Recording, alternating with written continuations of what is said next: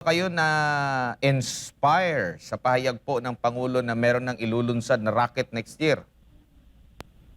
Ah, parang hindi totoo yun. Kasi ghost hospitals nga yung iba eh. Paano ka magkaka-rocket? O, hindi ko alam. Baka ibang rocket ang pinag-uusapan natin. Sorry ah. Opo. Baka ibang rocket. Are we dreaming? Yung Virology Institute nga na naipangako, hindi pa nagagawa eh. Yung mga hospital nga at saka mga iba pa mga tulay at saka hindi pa natutupad, rocket pa kaya. At saan naman tayo kukuha ng pambili ng rocket, di ba? Parang we live in a different world pagka ganyan, di ba? Alright.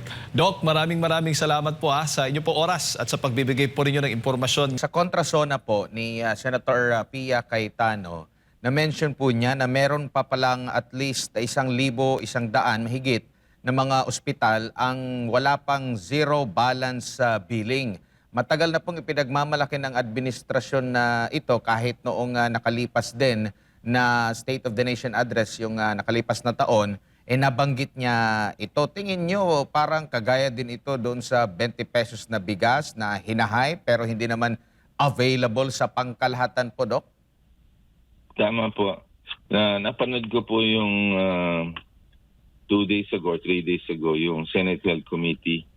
At isa yan sa sinabi nila na kulang yung mga hospitals for zero balance billing. At doon din sinabi, ang chair niya si Senator Risa Monsantiveros, nagsalita si Senator Loren Legarda about the arrears na hindi nababayaran din ng gobyerno. Ang kwenta ni Senator Loren, 220 billion. Ang kwenta ni Senator Pia Cayetano, 292. So siguro i-reconcile lang. I think hindi na isama yung PAGCOR at PCSO dun kay Senator Loren. Pero lalabas talaga 292. So dapat pag akyat sa Senate yan,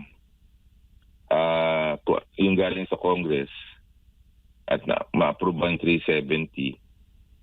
Ngayon, nagkataon ng Senate Finance Committee ay ngayon ay si Secretary J.B. Ejercito, Senator. Siyang author ng Universal Healthcare. Hingin dapat yung 292 na arrears para tumaas ang pondo natin. Once na tumaas ang pondo natin, execution na lang ang magiging kailangan at dapat increase ang kaagad ang budget. Lalo na sa heart attack, cancer, stroke, diabetes, hypertension, dialysis, pagpapa-inject ng pneumonia, at yung mga other diseases in the top 5 killer diseases of the country. Yung top 10 diseases would account for 80% of the deaths in the country. Napakahalaga na matutukan natin yan. So, yun po yung sagot ko po doon sa tanong nyo during the Senate hearing sa Health and Demography 3 days ago. Opo. At laman din ng kanyang kontrasona speech ni Senator Pia Cayetano yung nabanggit nyo po na nasa 292 billion pesos na pondo sana na tinatanong niya kung nasaan na ito. Ito'y para sa PhilHealth, ibig sabihin para sa mga Pilipino. So possible na kung ito'y nagamit ng husto mula 3 million, ay posibleng umabot pa ng 10 milyon ang makakabenepisyo po nito na malaking tulong kung ito po'y kanyang maipagmamalaki. Ngunit, ito lang po yung resulta. So parang may pumipigil pa rin po dito. Hindi natigil yung issue po ng kontrobersya dito po sa PhilHealth, Doc, na nilabanan ninyo hanggang sa korte na mention din ito sa mga oral arguments ng Korte Suprema po, Doc. Ano po masasabi niyo? Tama po yun. I think dapat sagutin talaga yan ng ombudsman kasi dapat may accountable. Pangalawa, hinihintay natin yung desisyon ng Korte Suprema. Dalawa po ang nakabinbin na ginagawa at ako'y nagpapasalamat sa Supreme Court.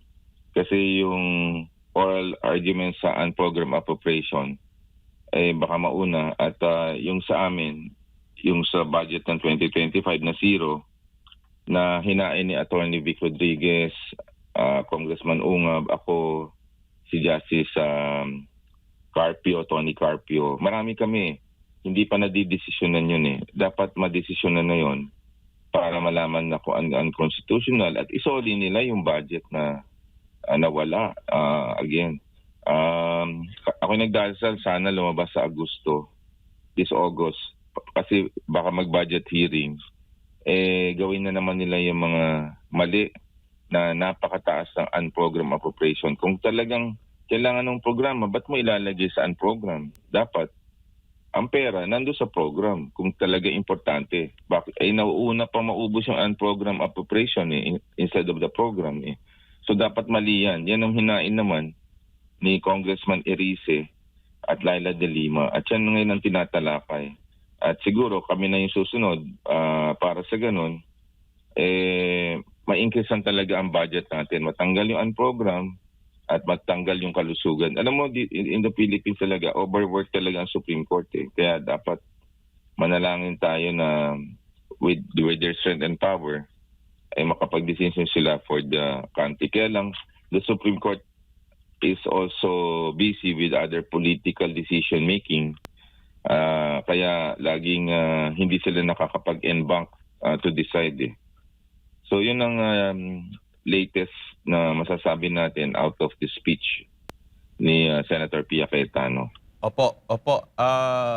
Sinasabi pa naman, Doc, na pag yung 1 year before ang election, yan ang tinatawag din nila na election budget, no?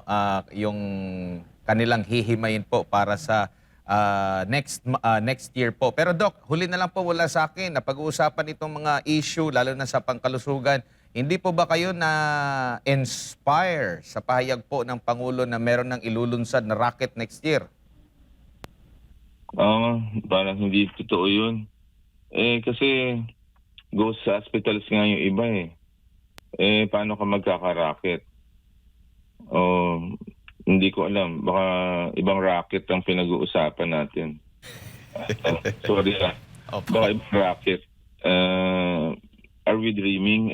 Yung Virology Institute nga na naipangako, hindi pa nagagawa eh. Yung mga hospital nga at saka mga iba pa mga tulay at saka hindi pa natutupad, rocket pa kaya. At saan naman tayo kukuha ng pambili ng rocket, di ba? Parang we live in a different world pagka ganyan, di ba? Alright. Doc, maraming salamat po sa inyo po oras at sa pagbibigay po ninyo ng impormasyon. Thank you very much. Maraming salamat po mga kababayan. Si Dr. Tony Liachon, Independent Health Reform Advocate po ang ating nakasama na pakinggan po.